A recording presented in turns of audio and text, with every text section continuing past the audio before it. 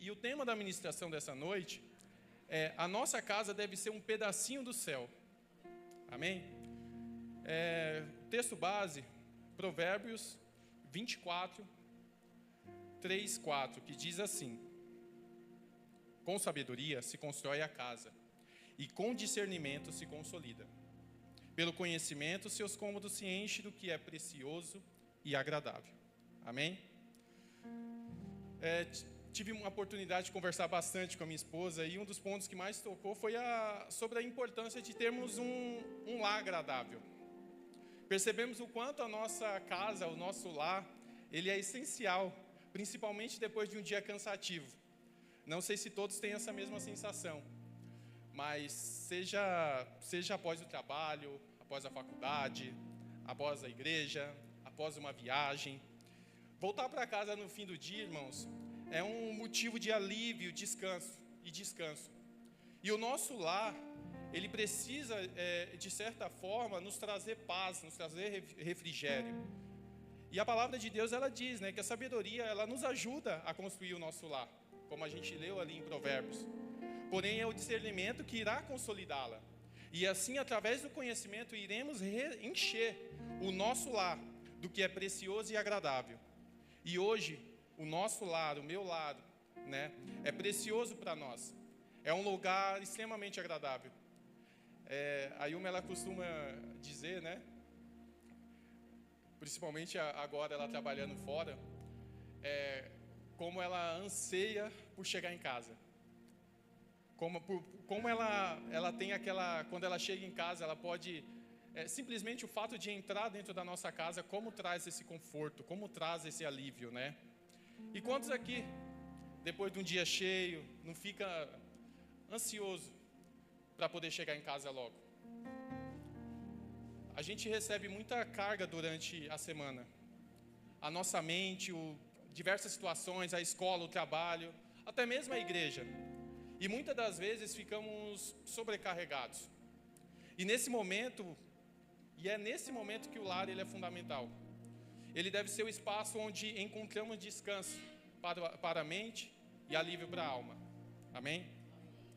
E isso, irmão, reforça a ideia de que quando o nosso lar se torna um pedacinho do céu, ele passa a ser um lugar de restauração.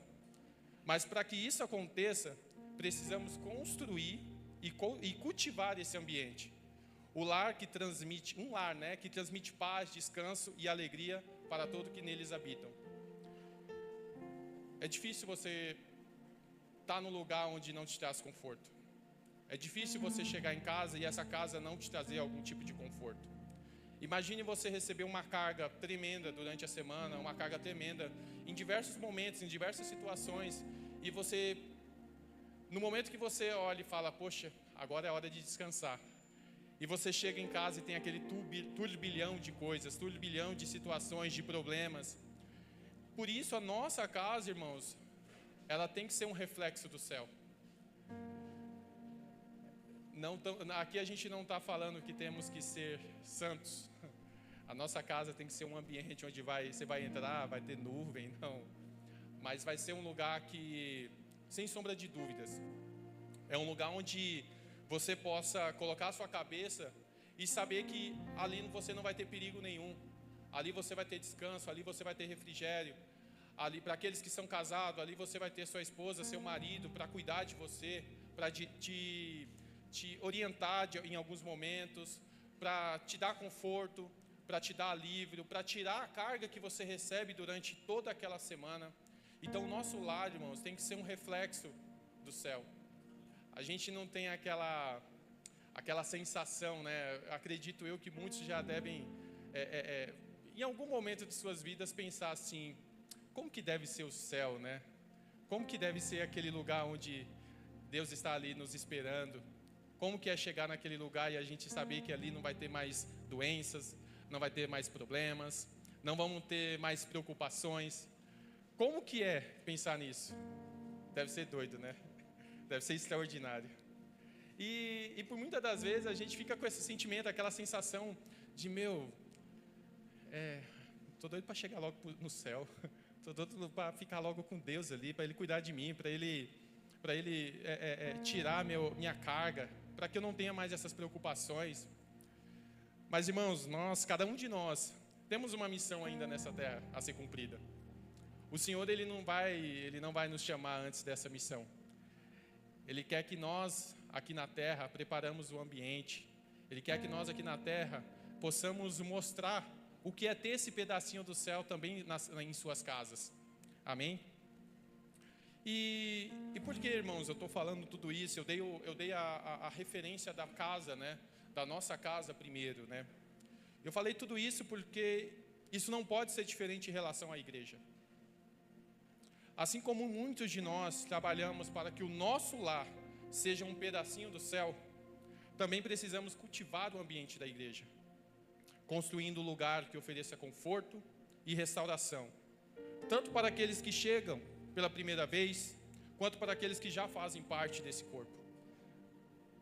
Irmãos, a nossa igreja, da mesma sensação que nós temos quando chegamos na nossa casa e sabemos que ali vamos tirar toda a carga, vamos, de certa forma, aliviar tudo aquilo que a gente recebeu de carga, seja na semana ou seja naquele determinado dia.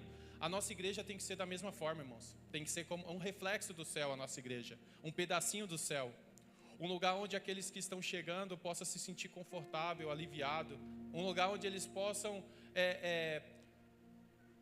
ter um certo tipo de renovar a sua vida, renovar aquele seu dia que, muitos aqui, acredito eu, que em diversas vezes durante a semana ou durante o dia, chega, eu quero que esse dia acabe logo. Eu quero dormir para que amanhã eu possa acordar e está tudo certo, está tudo resolvido e eu esquecer dos meus problemas. Essa sensação, irmãos, a gente não pode ter apenas quando a gente coloca a cabeça no nosso travesseiro e vai dormir.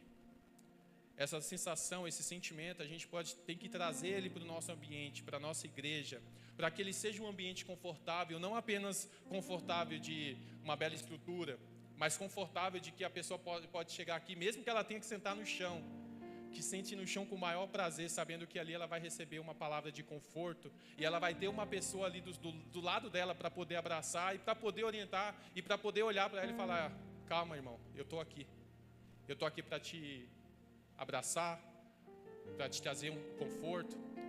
Eu estou aqui para dizer que o Senhor tem algo muito maior para a sua vida. Eu estou aqui para cuidar de você, para andar junto. Então, o ambiente da nossa igreja, irmãos, tem que ser um pedacinho do céu, um reflexo do céu. Amém? Agora, eu te pergunto, né? Pense comigo. Se o ambiente da nossa casa fosse tóxico, você se sentiria bem voltar para ela depois de um dia estressante de trabalho? Como sua mente ficaria? Estou tentando não sair da ministração aqui, mas tem coisas que a gente... Por muitas das vezes, irmãos, muitos relacionamentos, seja um relacionamento conjugal, seja um relacionamento com o pai, com a mãe, com os irmãos, por muitas das vezes as pessoas desistem, porque no momento que a pessoa quer descansar, quer aliviar, no momento que a pessoa quer chegar e receber um certo tipo de conforto, ela acaba chegando num ambiente tóxico, que só vai sobrecarregando mais ainda. Irmãos, todos nós somos corpo. E eu não digo aqui na questão de corpo, igreja. Eu disse que a gente é feito de carne, a gente tem o nosso carnal. E o nosso carnal, por muitas das vezes, não aguenta, pede arrego.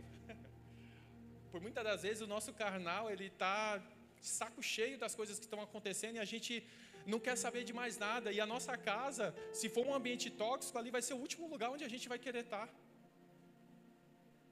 Da mesma forma, isso se aplica para a igreja. Muitos têm buscado descanso, alívio, refúgio para as suas vidas, mas nem sempre encontra isso em seus lares. Por isso recorrem à igreja.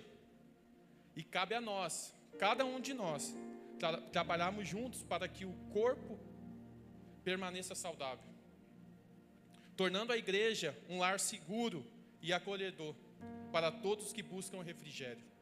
Amém? A palavra de Deus diz em Salmos 133, verso 1, do 1 ao 3, assim: como é bom e agradável quando os irmãos convivem em união. É como um óleo precioso derramado sobre a cabeça, que desce pela barba, a barba de Arão, até a gola das suas vestes. É como o orvalho do Hermon, quando desce sobre os montes de Sião. Ali o Senhor concede a bênção da vida para sempre. Amém? Dê uma salva de palmas para o nosso Senhor Jesus.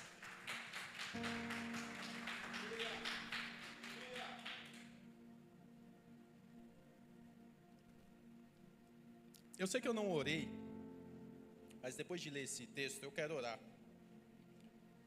Coloque a mão no seu coração, irmão. Se quiser fechar os olhos, feche, se sentir mais à vontade. Eu quero orar pela sua vida. Pai, a cada irmão que está aqui, ó Pai, eu não sei como foi que ele chegou aqui essa noite. Eu não sei se tiveram um dia estressante no trabalho, na faculdade, ou até mesmo na sua casa, brigando com o pai, com a mãe, com a esposa, com os irmãos. Senhor, nesse momento, ó Pai, que caia por terra todo sentimento, ó Pai, toda angústia, tudo aquilo, ó Pai, que faz com que a pessoa queira desistir, ou faz com que a pessoa simplesmente queira que o dia acabe. O Senhor, Ele traz você, é você mesmo. Ele quer que você saiba que essa noite Ele está mostrando para você que esse é um ambiente de refrigério, de alívio. É um momento onde o reflexo dos céus está sobre esse lugar. Porque o Senhor tem preparado pessoas, tem preparado um ambiente, tem preparado momentos. Então não se preocupe por aquilo que aconteceu hoje, ou na semana, ou tem acontecido com você. Confie no Senhor, pois apenas Ele vai trazer o refrigério para a sua vida, e aquilo que você tem buscado, o Senhor, Ele está mostrando que Ele já está cuidando. E o ambiente está preparado para que você possa cultivar aquilo que o Senhor vai te entregar, em nome do Senhor Jesus. Amém e amém. Amém, irmãos. Esse texto, irmãos, que acabamos de ler, ele enfatiza como é agradável viver em união. O versículo 2, ao falar sobre o óleo precioso derramado sobre a cabeça, que desce pela barba, ele simboliza a unidade fraternal e a bênção divina. Representa a consagração, poder sacerdotal, sabedoria e a plenitude do Espírito Santo, que permeia por todo o corpo, da cabeça às vestes, trazendo alegria e vida. Assim aprendemos que uma igreja que vive em união recebe do Senhor bênçãos, alegria e vida em abundância. E como podemos viver uma vida abundante e de alegria dentro da igreja? Eu quero deixar aqui 2 pontos, irmãos, só para que a gente possa, de certa forma, receber ali uma ferramenta para nossas vidas. Primeiro ponto, deixando as desavenças de lado. No Salmo 131, que acabamos de ler, eu vou repetir ele novamente, eu vou reforçar, como é bom e agradável quando os irmãos convivem em união. Viver em união, irmãos, não é uma tarefa simples. Acho que muitos aqui sabem que não é uma tarefa simples. Cada um de nós carrega o seu próprio jeito de ser. Alguns são mais alegres, outros mais sérios. Há os que preferem silêncio. E os que não param de falar. Existem aqueles que estão prontos para ajudar. E também, irmãos, vai existir e existe aqueles que preferem ficar no seu canto. Mas vocês sabem dizer o que todos têm em comum? Vou dar uma chance, hein? É a dinâmica, igreja, para a igreja responder. Aqui estou jogando para a igreja. Vocês sabem? E o medo de responder, fala outra coisa que eu falei. Fazemos parte de um mesmo corpo, irmãos. O corpo de Cristo. Foi por nós que Ele derramou seu sangue no madeiro, não para que vivêssemos em desunião, mas para que desfrutássemos de uma nova vida. E essa vida se torna ainda mais plena quando caminhamos juntos em unidade. Eu ouvi uma palavra que é uma palavra que ela tocou muito, né? E eu queria compartilhar. Claro que eu dei uma editada nessa palavra, porque essa palavra ela foi muito voltada ali para o casal. Mas eu quero trazer essa palavra para nós, como igreja. Se alguém te magoou, ou até mesmo se você magoou alguém, e já não fala mais com essa pessoa, não permita, irmãos, que o orgulho dite quem você deve ser. Seja o primeiro a pedir perdão, mesmo que não tenha culpa alguma. Quando a gente recebeu essa palavra, fala do casamento. E quando fala ali, quando essa palavra foi inserida ali no casamento, foi assim, né? No casamento, quando você convive ali com uma pessoa, tem desavenças, tem momentos de briga ali. E por muitas das vezes a pessoa vai lá e vai ficar, o cônjuge ali vai ficar um de cada virada para o outro. E às vezes vai querer até ficar sem se falar durante 1 ou 2 dias. Aí a palavra foi assim, né? Chega na sua esposa ou no seu esposo e fala assim, né? Quem tem mais fé pede perdão primeiro. Então aqui, irmãos, quem tem mais fé, quem acredita mais no Senhor, quem acredita que Jesus transformou sua vida, pede perdão primeiro. Independente do que a pessoa fez, independente do que vocês vivem, independente se fulano ou beltrano falou mal de você. Para que deixar um ambiente tóxico, sendo que a gente pode deixar um ambiente, uma igreja com um reflexo dos céus? Amém? E eu quero deixar ainda mais um alerta para os jovens, ou aqueles que querem casar. Resolva suas desavenças antes de casar, pois senão você carregará seu ódio para dentro do casamento. E esse sentimento que está em você será transferido também para a sua família. Tudo aquilo, irmãos, que cada um carrega, principalmente antes do casamento, principalmente, tudo aquilo que você carrega, se não for tratado, você vai carregar para dentro da sua casa. Se aquilo que você vive, ou deixa de viver, se você não resolver, você vai estar levando para dentro da sua casa. Então aqui é uma palavra mais direcionada para os jovens, para aqueles que ainda vão casar, em nome de Jesus. Amém? Em Mateus 18, do 21 ao 22 diz, Jesus deixa eu reformular aqui. Jesus ele nos dá essa resposta em Mateus 18, do 21 ao 22. Então Pedro aproximou-se de Jesus e perguntou, Senhor, quantas vezes deverei perdoar a meu irmão quando ele pecar contra mim? Até 7 vezes? Jesus respondeu, eu digo a você, não até 7, mas até 70 vezes 7. Amém? Irmãos, não tem desculpa. Ah, mas ele falou isso, mas ele falou aquilo.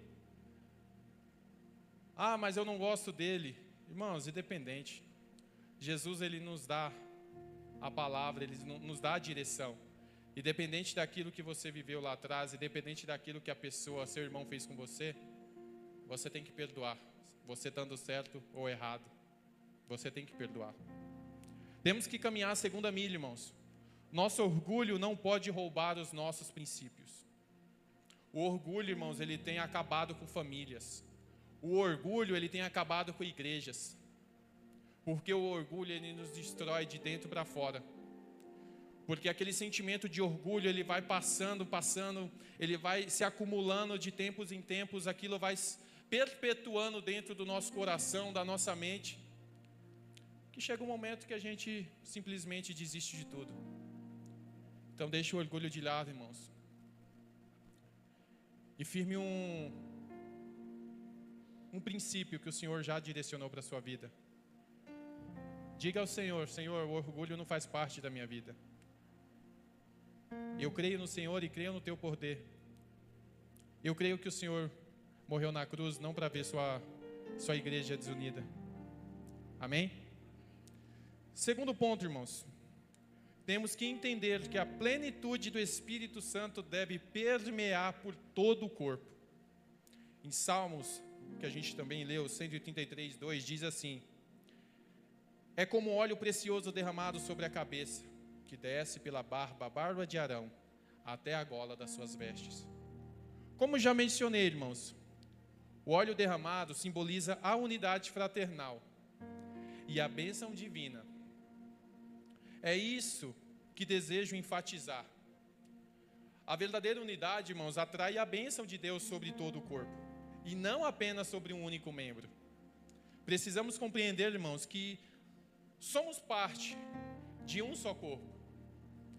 Se não nos empenharmos em tornar o ambiente da igreja um reflexo do céu, ou como se fosse um pedacinho do céu, um lugar de consolo, alegria e paz, certamente será muito difícil vivermos em unidade.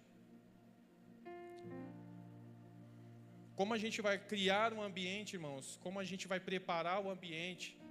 Como vamos querer que todo o corpo receba a bênção, se o nosso orgulho nos afasta dessa bênção? O Senhor, Ele não quer abençoar apenas o Miguel, a Gi, a Gabi. Ele não quer abençoar apenas um membro. Ele quer que essa bênção que é derramada ali sobre a Gi, através dela, seja derramada para todo o corpo.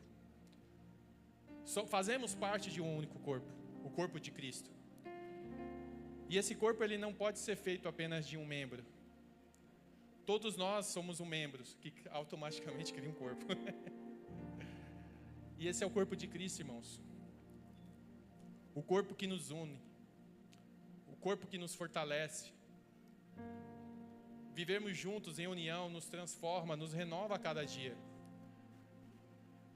E é através dos princípios do Senhor que iremos receber algo novo a cada semana, seja numa mensagem, seja numa ligação, seja num abraço. A cada semana recebemos algo novo do Senhor. E para concluir, obrigado. Eu ainda bem, eu achei que ia ter que repetir. A igreja, ela pode ser comparada a um hospital, onde chegam pessoas precisando de cura, seja física ou espiritual. E assim como um hospital, há aqueles que permanecem muito tempo em cima de uma maca, aguardando atendimento. No entanto, estar na maca nem sempre significa incapacidade de andar. Muitas vezes é apenas uma forma de se acomodar e relaxar. O problema é que em diversas situações essa pessoa poderia dar lugar a quem realmente precisa de cura, mas não faz, né? Porque está voltada apenas para si mesma. Hoje o Senhor nos mostra que a igreja não deve ser apenas um hospital cheio de enfermos. Ele deseja que ela seja um pedacinho do céu, um lugar de consolo, alegria e refrigério. A cura já foi providenciada pelas mãos do Senhor a cada um de nós. Cabe a nós viver essa realidade e transformar a igreja em um espaço de esperança e vida abundante. Amém? Vamos orar?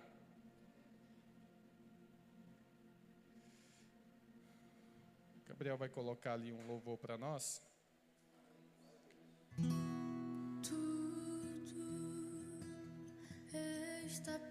Se quiserem ficar de pé, se ajoelhar. Se quiser procurar um irmão que você precisa pedir perdão a ele. Ou se quiser receber o abraço de alguém, levanta sua mão, pede ajuda. A única coisa que não pode acontecer nesse momento é você achar que está sozinho.